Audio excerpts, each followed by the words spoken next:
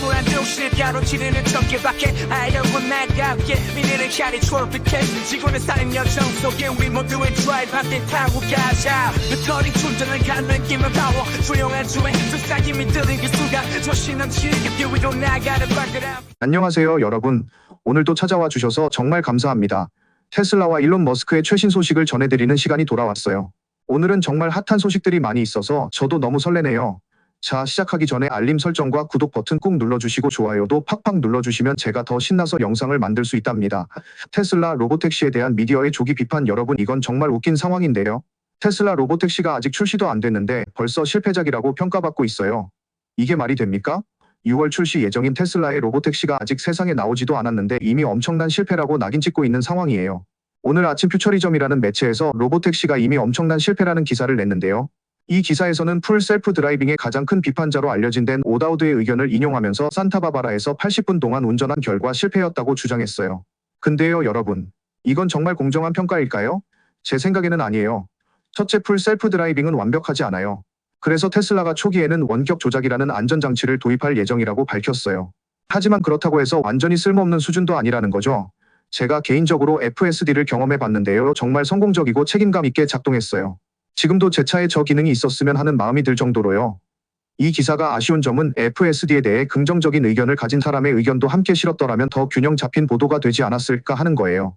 또한 테슬라의 최근 차량 안전 보고서에 따르면 오토파일럿이 활성화된 차량은 미국 평균 대비 사고 발생 가능성이 거의 10배나 낮다고 해요. 물론 이게 풀 셀프 드라이빙과 완전히 같진 않지만 테슬라가 운전자 보조 시스템 분야에서 이룬 성과를 보여주는 중요한 지표라고 할 수 있어요. 사실 테슬라는 약속한 일정을 지키지 못한 경우가 많았어요. 특히 FSD와 관련해서요. 일론 머스크가 올해 말까지 풀 셀프 드라이빙을 완성할 것이라거나 내년에는 100만 대의 로보택시가 도로 위를 달릴 것이라고 말할 때마다 저도 속으로 눈을 굴렸었죠. 항상 의심스러웠거든요. 하지만 올해 테슬라는 접근 방식을 바꿨어요. 로보택시 출시가 초기에는 제한적일 것이라고 인정했고 10, 20대의 모델 Y 차량만으로 시작한다고 밝혔어요. 6월에 오스틴에서 시작되는 이 서비스는 비공개로 운영되며 초대받은 행운의 사람들만 경험할 수 있대요. 물론 이게 공개 출시보다는 적은 규모라서 여러분이나 제가 바로 경험할 수 없다는 점은 실망스럽지만 현실적으로 생각해봐요. 만약 테슬라가 규제나 소규모 테스트 없이 대규모 로보택시 플랫폼을 바로 출시했다면 또 다른 비판을 받았을 거예요. 일부 언론은 최근 NHTSA가 테슬라 시스템이 도로 가시성이 저하된 상황에서 적절하게 반응할 수 있는 능력에 대한 정보를 요청한 것을 지적하고 있어요. 하지만 이건 로보택시가 미국 최초의 무인 승차 공유 프로그램 중 하나가 될 테니 당연히 합리적인 요청이죠. 어떻게 작동하는지 기술이 어떻게 구현되는지에 대한 정보를 요청하는 것 이상은 아니에요. 저는 정말 많은 언론이 혁신적인 제품이 될 가능성이 있는 것을 실패라고 미리 단정 짓는 모습이 슬퍼요. 성공이든 실패든 아직 실제로 확인된 건 없잖아요. 테슬라에게 6월 목표를 달성할 기회를 주고 로보택시가 운영되면서 신뢰할 수 있는 승차 공유 옵션임을 증명할 시간을 주는 게 공정하지 않을까요? 여러분은 어떻게 생각하세요? 댓글로 여러분의 의견을 꼭 남겨주세요. 다른 주제로 넘어가기 전에 잠시 이 영상이 마음에 드셨다면 좋아요 버튼 한번 꼭 눌러주세요. 테슬라 성가신 FSD 기능 개선 확인.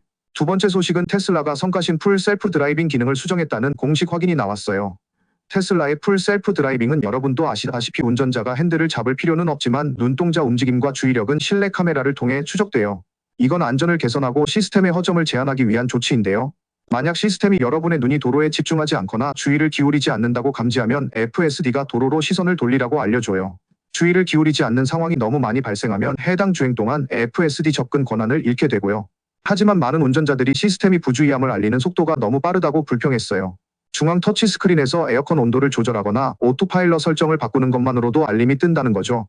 이게 7초 제한이라고 말하는 사람들도 있었지만 체감상으로는 그것보다 훨씬 빠르게 느껴졌어요. 제 경험으로는 속도 오프셋을 조정할 때 FSD가 도로에 주의를 기울이라고 알렸어요. 속도 오프셋이란 차량이 제한 속도를 얼마나 초과해서 주행할 수 있는지 설정하는 거예요. 예를 들어 50mph 구간에서 10% 오프셋이면 차는 55mph로 주행할 수 있죠. 이 알림이 너무 빠르고 성가셨고 많은 다른 테슬라 운전자들도 동의했어요. 일론 머스크 CEO도 이 알림이 너무 빠르고 운전자들이 짜증낼 만하다고 언급했었죠. 특히 이론적으로는 수동으로 차를 운전하는 동안 이런 설정을 조정하는 것보다 FSD를 사용 중에 조정하는 게 더 안전할 수 있다는 점을 고려하며요. 테슬라는 운전자들의 비판을 반영해 정말 필요한 변화를 만들었고 이제 회사의 AI 및 오토파일럿 책임자인 아쇼크 엘루스와미가 이를 확인했어요. 이 변화는 하드웨어사를 탑재한 차량에서 먼저 적용되는 것으로 보이는데요. 확실히 환영할 만한 변화입니다. 알림이 너무 민감했고 좀 더 합리적으로 조정될 수 있었거든요. 테슬라의 이런 조정은 소유자들이 이 문제에 대해 목소리를 높이기 시작한 지 불과 일주일 만에 이뤄졌다는 점도 주목할 만해요. 이런 빠른 대응력은 테슬라가 사용자 피드백을 얼마나 중요하게 생각하는지 보여주는 좋은 사례라고 할 수 있어요. 여러분 혹시 테슬라 FSD를 사용해 보신 분 있으신가요?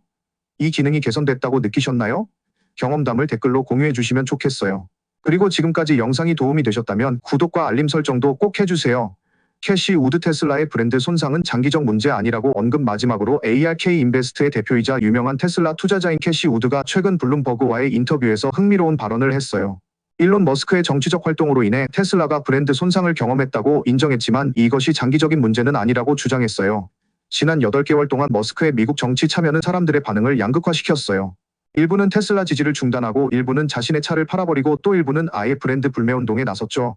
반대로 일부는 머스크가 정부 효율성을 위해 한 일에 대한 지지의 표시로 머스크 테슬라 및 그 제품을 지지하기 시작했고요.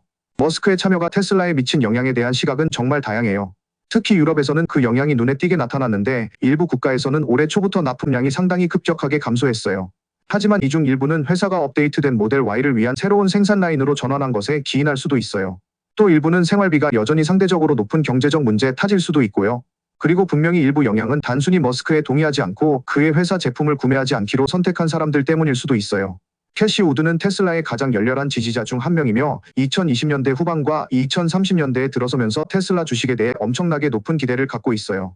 최근 인터뷰에서 그녀는 브랜드의 뛰어난 잠재력을 강조했지만 특히 테슬라의 대중적 인식과 관련된 단기적 우려도 언급했습니다. 머스크는 이 적자로 인해 스스로를 폭파시키지 않도록 국가에 대한 의무가 있다고 느끼는 것 같아요. 브랜드 손상이 있었나요? 네.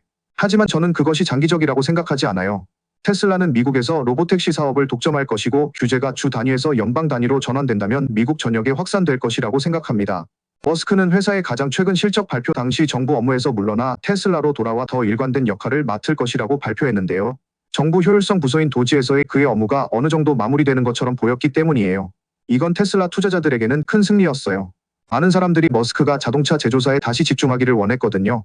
특히 2025년은 로보택시 출시, 저렴한 모델 출시, 연말에 세미 트럭 생산 시작, 옵티머스 로봇의 지속적인 개발 등 많은 촉매제가 예상되는 해이기 때문이죠. 우드는 테슬라만이 판매 부진으로 고통받는 자동차 회사가 아니라는 점을 빠르게 지적했어요. 자동차 산업 전체를 거시적 관점에서 보면 많은 자동차 제조업체들이 진행 중인 관세 전쟁으로 인한 재앙을 피하기 위해 방법을 모색하고 있다는 걸 알 수 있어요. 테슬라는 여전히 세계에서 가장 가치 있는 자동차 제조업체이며 올해 절반을 향해 나아가면서 기대할 수 있는 낙관적인 점들이 많이 있어요. 자, 여러분, 오늘 준비한 테슬라 관련 최신 소식은 여기까지입니다. 어떠셨나요? 개인적으로 저는 로보택시의 미래가 정말 기대되는데 여러분은 어떻게 생각하시나요? 댓글로 여러분의 생각을 꼭 공유해주세요. 그리고 이 영상이 도움이 되셨다면 좋아요와 구독, 알림 설정도 꼭 부탁드려요. 다음 영상에서 더 흥미로운 소식으로 찾아뵙겠습니다. 오늘도 시청해주셔서 감사합니다. 안녕히 계세요.